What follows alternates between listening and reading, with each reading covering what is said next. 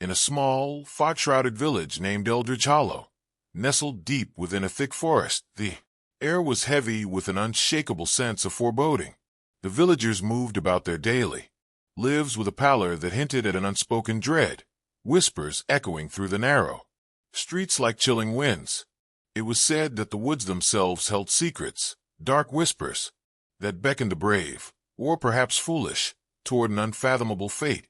The stories of Eldridge Hollow had been passed down through generations. They spoke of a demon named Horgith, a creature so vile that even the bravest souls trembled at the mere mention of his name. Horgith was said to have once been a ward of the forest, a guardian, turned malevolent spirit after being betrayed by the very villagers he protected. With a heart of ice and a stomach for despair, he roamed the depths of the woods, haunting the dreams of those who lived nearby, always hungering, always seeking.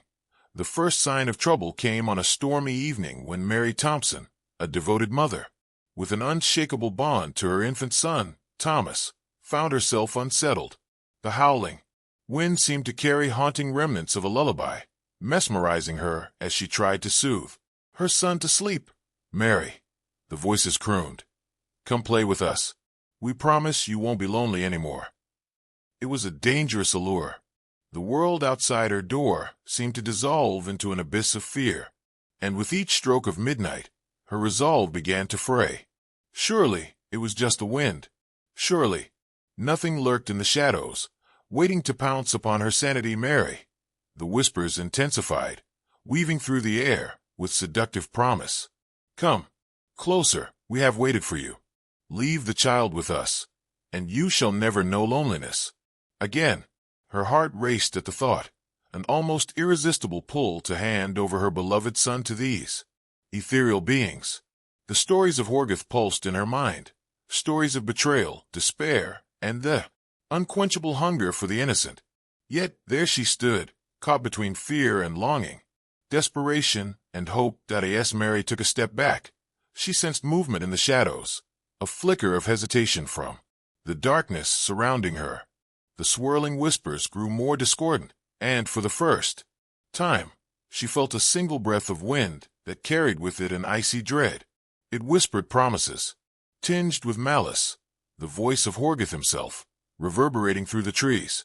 The echoes of pain twisted her heart as she raced back toward the path she had once taken, clutching Thomas against her chest, desperate to reach the safety of her home. But the shadows coiled around her, conspiring to lead her astray. They whispered lies, twisted truths, that left her breathless with doubt. Just as despair threatened to consume her, she stumbled back into the village, exhaustion weighing heavily upon her. The villagers gathered around, their faces drawn in pale worry, etched into every crevice. Godesh, the village elder, seized her shoulders, concern flooding his ancient features. "Mary, you returned," he breathed, his voice almost choked. "But what of the whispers? Did you listen?" I tried to escape," she stammered, holding Thomas tighter and trembling. "But they called to me, Godesh. They promised safety."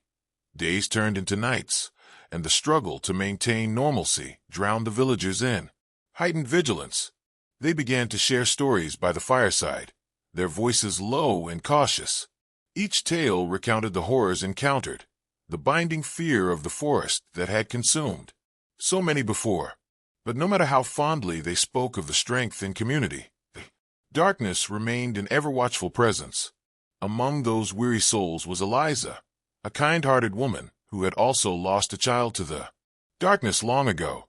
Each night, her gaze pierced the woods, filled with an unfathomable sorrow that tugged at everyone who stumbled upon it. Mary found herself drawn to Eliza, bonding over their shared fears and sorrows. Late at night, they whispered their hopes and fears, searching for any sign of hope amid the shadows. "One day, I heard him, Horgith himself," Eliza confessed one evening, her eyes flickering with the glow of the fire.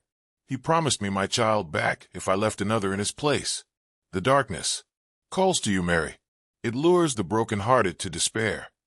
She could feel the weight of it pressing against her, encroaching on her thoughts, weaving itself within the very essence of her being.